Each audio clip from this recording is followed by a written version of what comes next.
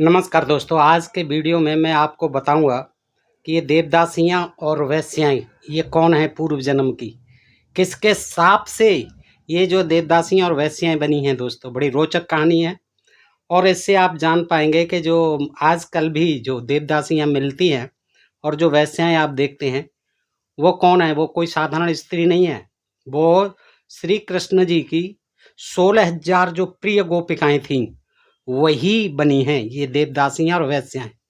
देखिए, हमारे इन धर्म शास्त्रों में किस तरह से स्त्रियों का अपमान किया गया है, पग पग पर अपमान किया गया है। तो दोस्तों, वैसे कहते यत्र नार्यस्तु पूजन्ते रम्यन्ते तत्र देवता, जहाँ नारियों की पूजा होती है देवता वहीं निवास करते हैं। तो देखिए, फिर उसके बावजूद जो है किस तरह की कथा कहानियाँ गढ़ी गई हैं। आज की कथा को आप सुन लेंगे तो आप ताज्जुब करेंगे, आज तक आपको ये जानकारी कहीं से भी नहीं मिली है। आज एक नई जानकारी है, आपसे अनुरोध करता हूँ कि आप इस जानकारी को हासिल करो, जानिए कि कौन है ये देवदासियाँ और वेश्याएँ। आइए देखते हैं कि राजा युधिष्ठिर एक बार पूछते हैं, किससे? श्री कृष्ण जी से। श्री कृष्ण जी से पूछते हैं कि महाराज, मैंने वर्णाश्रमों के धर्म और आचार तो पुराणों में बहुत बार श्रवण किए हैं, हर पुराण में मैंने पढ़ लिए हैं। देखिए, युधिष्ठिर जो है उसके समय में पुराण थे। देखिए, पुराणों में बहुत बार श्रवण किए हैं। अब यह सुनना चाहते हैं कि स्त्रियों का कौन सा देवता है और किस व्रत उपवास आदि के करने से नारी स्वर्ग को जाती है। इसमें ये कथा नहीं बताई है, पूछी है, लेकिन बताई गई है कि ये देवदासियाँ कौन है, वेश्याएँ कौन हैं और वेश्याओं के उद्धार का कौन सा व्रत विधान है। श्री कृष्ण जी ये गहराई से और ये जानकारी हमको दीजिए। ये जानकारी जो है अभी तक हमने कहीं से नहीं सुनी है। वैसे जो वर्ण व्यवस्था है उसके बारे में तो हमने वर्णाश्रमों के धर्म आदि तो बहुत सुने हैं, लेकिन आज ये बताइए इसका गूढ़ रहस्य है, ये कौन है देवदासियाँ और वेश्याएँ। तो श्री कृष्ण कहते हैं कि महाराज, जैसा कि आप जानते हैं हमारी 16,000 रानियाँ हैं। वे रूप में और गुणों में सब एक से एक बढ़कर सुंदर हैं। एक समय बसंत ऋतु में जब सब वन उपवन फूल रहे थे, कोकिला कुहू कुहू शब्द करती थी, उन सब रानियों ने कामदेव के समान रूपवान हमारे पुत्र सांब को देखा। देखिए, एकदम बसंत ऋतु थी। एक बार जो है चारों तरफ जो है फूल खिल रहे थे, उपवन खिल रहे थे, बाहर आ रही थी उपवनों में और कोकिला जो है कू कू शब्द करती थी। उसी समय जो है क्या है, हमारी रानियां जो है वो देखती हैं किसको? मेरे पुत्र को, सांब को।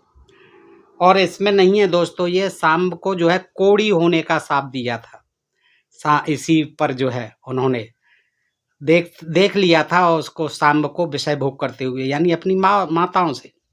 तो यही विवरण जो है देखिए इसमें भी दिया है कि हमारा पुत्र सांब बहुत रूपवान तो है। उसको जब देखा तो सब रानियां जो है मोहित हो गई, उस पर कामदेव के वशीभूत हो गई, व्याकुल हो गई। और हमने जब देखा कि ये क्या है, ये क्या कर रहा है हमारा पुत्र, अपनी माताओं से ही क्या कर रहा है, ये लिपट रहा है, चिपट रहा है, जो भी करना है, रोमांस कर रहा है। तो हमने जो है उनको शाप दे दिया, गोपियों को। कि क्या शाप दे दिया? कि तुमको जो है स्वर्ग गमन के अनंतर, यानी यहाँ से जो है स्वर्ग चली जाओगी, उसके बाद फिर जो है पृथ्वी पर आओगी, यानी आप स्वर्गवासी हो जाओगी। उसके बाद पृथ्वी लोक में आओगी तो तुमको चोर लूटेंगे, भील लूटेंगे। ये जो है, लेकिन इसी जन्म में ही हुआ, इसी जन्म में ही उनको भीलों ने लूटा था। अर्जुन के बाण सब रखे रह गए थे दोस्तों, जब ये हस्तिनापुर आ रहे थे और वहाँ जो है द्वारका में सारे यादवों का अंत कर दिया था श्री कृष्ण ने। वो खुद भी जाने वाले थे स्वर्ग के लिए, तो उन्होंने ये कहा था कि यहाँ सुरक्षित नहीं रह पाएंगी, आप अब कौन देखभाल करेगा, इसलिए अर्जुन इनको लेकर के जाइए हस्तिनापुर। है उन्हीं 16,000 रानियों को जो श्री कृष्ण की बताई जाती हैं गोपिकाएं, उनको लूट लिया था। तो देखिए यहाँ क्या है कि कितनी बेवफाई की है।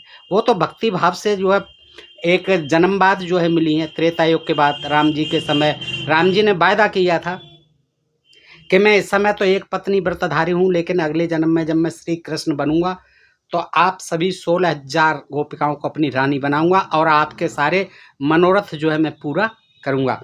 उसी के परिणाम स्वरूप ये रानियां बनी थी 16,000 गोपियां। तो अब देखिए उनके प्रति कितने निर्मम हो गए, निर्दय हो गए कि कहने लगे कि जब हमने ये देखा शाम से लिपट रही हैं, चिपट रही हैं, शाम जो है उनके साथ रोमांस कर रहा है, तो हमने उनको कह दिया कि जाइए, आप जब स्वर्गवासी हो जाएंगे तो फिर आपको चोर लूटेंगे। तो यह वचन सुनकर के वो अति दीनता से अश्रुपात करती हुई और हमसे बोली, दुखी हो गई, बहुत परेशान हो गई कि ये आपने क्या कर दिया है प्राणनाथ। तो अश्रुपात करती हुई वो हमसे बोली कि सब जगत के स्वामी आप हमारे पति हैं और हम इस दिव्य नगर में रत्न जड़ित भवनों में निवास करती हैं, देवताओं के सदृश हमारे पुत्र हैं, इन सब को त्याग कर चोरों की दासी बना रहे हो आप हमें। चोर लूट लेंगे, हम चोरों की दासी बन करके किस तरह से अपना गुजारा करेंगे, कैसे हमारा जीवन यापन होगा और कैसे हमारा फिर उद्धार होगा। रोने लगी, विलाप करने लगी श्री कृष्ण के आगे। उनका यह दीन वचन सुन हमने कहा, यानी श्री कृष्ण जी युधिष्ठिर से कहते हैं कि हमने कहा कि तुम सब अग्नि की पुत्री अप्सरा हो। किसकी पुत्री हो? तुम अग्नि की पुत्री हो, अप्सरा हो, सभी अप्सरा हो। और हमारी रानी बनने के लिए तुमने शुक्ल पक्ष की द्वादशी का व्रत कर सैया आदि का दान किया था ब्राह्मणों को। अप्सरा होते हुए भी हमारी रानी बनने के लिए, उससे हम तुमको पति रूप में मिले। और ये रामचंद्र जी ने भी दान दिए थे, सोने की मूर्तियां दी थी ब्राह्मणों को, तभी जो है 160 दी थी और उसके बदले ये 16,000 रानियां मिली थी। अब ये यहाँ क्या कहते हैं कि तुमने शुक्ल पक्ष की द्वादशी का व्रत कर, और अपना भूल गए कि मैंने वायदा किया था त्रेता युग में। तुमने शुक्ल पक्ष की द्वादशी का व्रत करके सैया आदि दान किए थे, उससे हम तुमको पति रूप में मिले थे।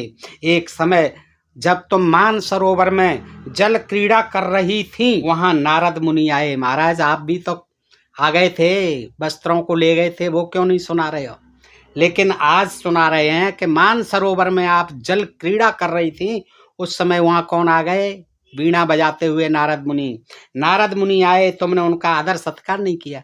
अब बताइए, वो जल में क्रीड़ा कर रही हैं, आपके साथ तो मनोरंजन कर ही दिया उन्होंने। वस्त्रों को लेकर के महाराज चढ़ गए आप कि आइए ऊपर को हाथ जोड़ती हुई और ले लीजिए अपने अपने वस्त्र।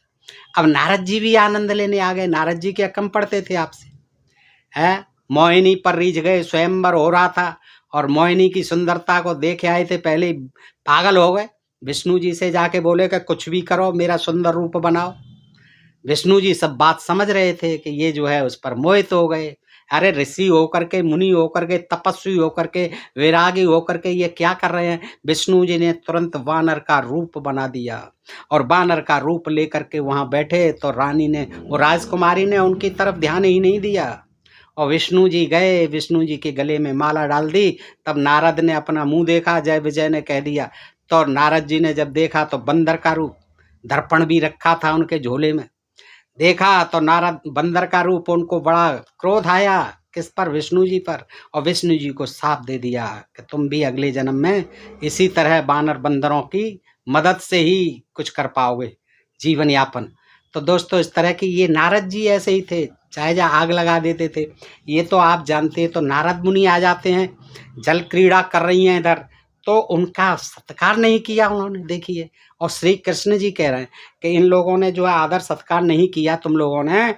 तब उन्होंने क्रोधित होकर के साप दे दिया, जो तुरंत साप देते थे। साप दिया कि पति से तुम्हारा वियोग हो, जाइए, पति से तुम्हारा वियोग हो, चोर तुमको हर ले जाएं और वैश्या बन जाओ। ये एक कदम और आगे बढ़ गए नारद जी। कह दिया चोर तो ले ही जाएंगे, श्री कृष्ण जी ने दे ही दिया साप, लेकिन आगे वैश्या भी बनोगी, जाइए, आपने मेरा सम्मान नहीं किया सत्य। अब बताइए, एक संत का, एक मुनि का, जिनको कि ब्रह्मा का पुत्र कहा जाता है, ये जो है इनके प्रति, अरे वो जल क्रीड़ा कर रही हैं। महाराज तुम क्या कर रहे हो यहाँ? तुम क्यों डमरू अपना जो बजाने आ गए यहाँ वीणा? है तुम कहीं और निकल जाओ चुपचाप, जो उनको जल क्रीड़ा करने दो। हैं, लेकिन नहीं साहब, उन्होंने भी साप दे दिया कि वैश्या बन जाओ। इस प्रकार तुमको नारद जी का साप पहले ही था गोपियों, तुमको नारद जी का साप तो पहले ही से था, और वैसा ही साप हमारे मुख से निकल गया। इसलिए तुम अवश्य चोरों की दासी बनोगी। परंतु अब भी जो हम कथन कहें सो सुनो। अब जो है रोने और बिलखने से कोई लाभ नहीं होने वाला है। हे गोपियों, ये तुम सुनो, आगे की जो आपको मैं विधि बता रहा हूँ, आपके उद्धार की कहानी बता रहा हूँ, इसको ध्यान से सुनो। तुम वैश्या और देवदासी तो बननी है। पूर्व काल में जब देवासुर संग्राम हुआ, उसमें लाखों दैत्य दानव राक्षस आदि मारे गए। उन सब की विधवा नारियों को एकत्र कर इंद्र ने आज्ञा दी कि तुम सब वैश्या बनकर राजाओं के मंदिरों में और देवालयों में रहो। देखिए, अब इसमें जो है उनको भी कह दिया कि वैश्या बनेंगी और चोरों की दासी बनोगी। लेकिन अब ये कहानी जो है देवदासियों की और इसमें आ जाती है। श्री कृष्ण जी ही सुना रहे हैं। तो कहते हैं कि जब देवासुर संग्राम हुआ था तो जो दैत्य बचे थे, जो दैत्य जितने भी थे, दानव जितने भी थे, राक्षस जितने भी थे, वो तो सब मार दिए थे, मारे गए थे। अब उनकी जो विधवाएं रह गई थी, देखिए अब उनकी विधवाओं को क्या बना दिया, राक्षसों की को। तो इंद्र ने आज्ञा दी कि तुम सब वैश्या बनकर राजाओं के मंदिरों में और देवालयों में रहो, जाओ। इंद्र ने और कर दिया, ये देवदासियों के लिए इंद्र ने कर दिया विधान। तो राजा और बहुश्रुत ब्राह्मण तुम्हारे पति होंगे। इंद्र ने व्यवस्था कर दी, ब्राह्मणों के ब्राह्मण पति होंगे तुम्हारे देवदासियों के मंदिरों में। राजा भी तुम्हारे पति होंगे। देखिए, ये देवदासियां जो है इस तरह से बनी कि जो देवासुर संग्राम में दानव असुर राक्षस सारे मारे गए, उनकी विधवाएं जो रह गईं, उनको इंद्र ने आदेश दे दिया कि जाओ तुम राजाओं के मंदिरों में रहो और वहां तुम राजाओं की और ब्राह्मणों की पत्नियां बनकर रहो। धन देने वाले पुरुष की, आगे सुनिए क्या कह रहे हैं उनसे, कि धन और देने वाले पुरुषों की। अब देखिए गोपियों को भी है, गोपियों को भी कह रहे हैं ये, और वो इंद्र ने जो उनको बना दिया, जो असुरों की और राक्षसों की जो बची हुई विधवाएं थी।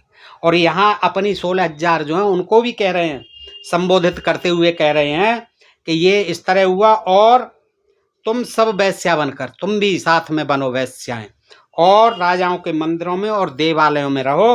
राजा और बहुश्रुत ब्राह्मण, यानी बहुश्रुत प्रसिद्ध ब्राह्मण, ख्यात प्राप्त ब्राह्मण तुम्हारे नामी ग्रामी, वो ब्राह्मण तुम्हारे पति होंगे। धन देने वाले पुरुष की देवता की भांति शुश्रूषा करना, जो तुम्हें धन दे उसके अपने पुरुष की देवता की भांति, उस आदमी की देवता की भांति उसकी सेवा शुश्रूषा करना। स्वरूप कुरूप का विचार मत करना, तुम्हारे पास जैसा भी आ जाए कुरूप स्वरूप, लेकिन तुम्हें पैसे से मतलब है, जो पैसा दे उसे अपना पति समझना, और निर्धन को कभी समीप मत आने देना। देखिए श्री कृष्ण जी कहते हैं कि निर्धन को कभी समीप आने मत देना, स्वरूप कुरूप का ख्याल मत करना, जो भी आए उसके प्रति पति की तरह समर्पित हो जाना। जो धन बिना किसी पुरुष का यदि तुम संग करोगी तो ब्रह्म हत्या के तुल्य पातक तुमको होगा। गरीब के साथ मत करना, निर्धन के साथ, नहीं तो तुम्हें ब्रह्म हत्या के समान पाप लगेगा। तुम कभी बहुत मद्य मत पीना, थोड़ी पीना मदरा, ज्यादा मत पीना कभी भी। तुम कभी बहुत मद्य मत पीना, सदा कुटिल बुद्धि होना, परंतु जिसकी दासी बनकर रहो उसके साथ कभी व्यभिचार मत करना। जिसकी दासी बन के रहो उसके साथ व्यभिचार मत करना। दासी होकर जो स्वामी से व्यभिचार करे वह अधोगति को, यानी नरक को प्राप्त होती है। तुम आगे कहते हैं, देखिए, तुम उत्तम दिनों में उपवास कर, ये वैश्याओं और देवी दासियों दोनों के लिए हैं ये विधान। तुम उत्तम दिनों में उपवास कीजिए, देवताओं और पितरों की प्रीति के लिए गाय, भूमि, वस्त्र, स्वर्ण आदि ब्राह्मणों को देते रहना। देखिए कमाई का क्या जरिया बताया, वैश्यावृत्ति, और वैश्यावृत्ति द्वारा कमाए हुए धन में से भी पितरों की, देवताओं के नाम पर ब्राह्मणों को गऊ, भूमि, वस्त्र, सोना सब ब्राह्मणों को देते रहना। यानी देखिए इतनी हीन कमाई अपने देह का व्यापार करके, बेचारी देह को बेच करके जो कमाई करें उसमें से भी देवता और पितरों के नाम पर ब्राह्मणों को गाय, भूमि, वस्त्र, स्वर्ण आदि ब्राह्मणों को देते रहना। और दोस्तों ये श्री कृष्ण जी कह रहे हैं, और ये दोस्तों भविष्य पुराण में कह रहे हैं, आप पढ़ लेना। मैंने ये कहीं नहीं छपवाया। बहुत से लोग कमेंट करते हैं कि ये आपने छपवाए हैं, भविष्य पुराण है, पढ़ लीजिए। देते रहना। और भी तुम्हारे उद्धार के लिए हम उपाय कहते हैं। जिस दिन आदित्यवार को हस्त पुष्य अथवा पुनर्वसु नक्षत्र हो, उस दिन सर्वोषध जल से स्नान कर कामदेव रूप विष्णु भगवान का पूजन करिए। क्या करिए? कि तुम्हारे उद्धार के लिए हम उपाय बता रहे हैं। देवदासियों वैश्या सुन लो, श्री कृष्ण जी कहते हैं कि जिस दिन आदित्यवार यानी सोमवार, चंद्रवार को हस्त पुष्य और पुनर्वसु नक्षत्र हो, अभी क्या जाने बेचारी, हस्य और पुष्य और पुनर्वसु नक्षत्र, इसके लिए बुलाओ पंडितों को और उनको दान दक्षिणा दो, उनसे पूछो नक्षत्र। तो उस दिन सर्वौषधि जल से स्नान करें आप, सभी औषधियों का औषधि जल से स्नान कर कामदेव रूप विष्णु, कौन? कामदेव रूप विष्णु भगवान का पूजन करें। और ये मंत्र बोलें, कामाय नमः, मोह कारणे नमः, उत्कंठकाय नमः, आनंदाय नमः, पुष्पचापाय नमः, पुष्पबाणाय नमः, पुष्पबाणाय नमः, अनंगाय नमः, मकरध्वजाय नमः। इन मंत्रों से पाद, जंगा, कंठ, मुख, वामांग, दक्षिणांग, सिर और सर्वांग का पूजन करें। सबका, अपने पैरों का, जंगों का, कंठ का, मुख का, वामांग का, दक्षिणांग का, सिर का, सर्वांग का पूजन करें इन मंत्रों के साथ। आगे क्या पढ़ें? नमः श्री पतये तार्क्षक ध्वजाम कुशम धराय च गदिने पीत वस्त्राय शंखिने चक्रिणे नमः। नमो नारायणेति कामदेवात्मने नमः। नमः शांति, नमः प्रीति, नमो रत्ति, नमः श्रिये, नमः पुष्टये, नमस्तुष्टये, नमः सर्वार्थदाय च। ये श्लोक और पढ़नी है। इन मंत्रों से गंधमाल्य, पुष्प, धूप, दीप, नैवेद्य आदि से कामदेव स्वरूप गोविंद का पूजन करें। पीछे वेद वेदता और धर्मनिष्ठ ब्राह्मणों को बुलाकर, इसके बाद ब्राह्मणों को, वेद वेदता ब्राह्मणों को, धर्मनिष्ठ ब्राह्मणों को बुलाकर उसका पूजन कर शेर भर चावल सहित 1 किलो से कम होता था, 900 ग्राम के लगभग होता था 1 किलो। तो 1 शेर भर चावल सहित घृत पात्र, घी का पात्र उसको दें ब्राह्मणों को। और माधवय प्रीत, माधव प्रीयताम, यह वाक्य उच्चारण करें। पीछे भोजन आदि कर उस ब्राह्मण को कामदेव का रूप मानकर, देखिए उस ब्राह्मण को ही विष्णु मानकर और विष्णु को कामदेव का रूप मानकर सब प्रकार से उसको संतुष्ट करें, सब प्रकार से संतुष्ट करें। श्री कृष्ण जी पाठ पढ़ा रहे हैं उनके उद्धार का। देखिए दोस्तों, इस भांति 1 वर्ष पर्यंत, 1 वर्ष तक करें ऐसे। आदित्यवार व्रत, इसको कहते हैं आदित्यवार व्रत, नोट कर लें। आदित्यवार व्रत करके 13वें मास में गुड़ पूर्ण कलश के ऊपर, गुड़ रखा हो कलश के ऊपर, ताम्र पात्र का हो कलश, स्वर्ण की रति सहित, रति बनाएं। कामदेव की पूजा कर रही हैं तो ब्राह्मण कामदेव का रूप है, विष्णु कामदेव का रूप है, तो उसकी पत्नी रति की और कामदेव की प्रतिमा स्थापित कर सोने की बनवाएं। किसकी? रति और कामदेव की स्थापित कर उसका पूजन करें। और ब्राह्मण मिथुन बुलाकर, ब्राह्मण मिथुन यानी दोनों पति पत्नी, ब्राह्मण मिथुन बुलाकर वस्त्र आभूषण आदि से पूजन कर सब उपस्करों के सहित उत्तम सैया, छत्र यानी छाता, बेड, जूता, दीवट, पादुका, आसन, इच्छुदंड, सवत्सा गौ, बछड़े वाली गाय और दक्षिणा सहित वह मूर्ति सोने की, रति की और कामदेव की। यथांतरम न पश्यामि काम केशवयो स्मदा, यथैव सर्व कामाप्तिरस्तु विष्णु स्मदा ममः। अब ये कहते हैं कि इस मंत्र को फिर पढ़ो और फिर यह मंत्र पढ़ के ब्राह्मण को दे दो, सारा माल टाल। ब्राह्मण भी कोका दक्त स्मा अदात इत्यादि वैदिक मंत्र पढ़ करके प्रतिग्रहालय में पीछे प्रदक्षिणा कर ब्राह्मण को विसर्जन करे और सब सामग्री उसके घर भेजे। देखिए, उस दिन से यह नियम रखे कि आदित्यवार को यानी सोमवार को जो ब्राह्मण रति की इच्छा से आवे, और सुन लो, सोमवार के दिन रति की इच्छा से जो ब्राह्मण आवे उसका सब प्रकार से संतोष करे। क्या करे? उसको संतुष्ट करके भेजे।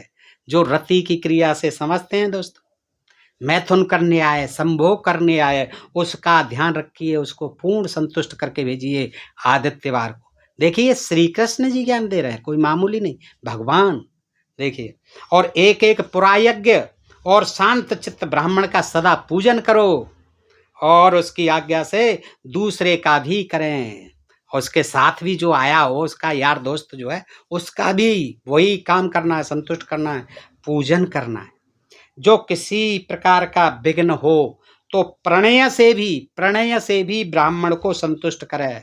अगर वो प्रणय निवेदन करता है, दोबारा दोहरा रहा है, प्रणय निवेदन करता है तो ब्राह्मण को संतुष्ट करें। ये महाराज, यही व्रत हमने गोपियों को उपदेश दिया। बस युधिष्ठिर से आप कह रहे हैं कि यही व्रत करने का हमने भी फिर गोपियों को आदेश दिया।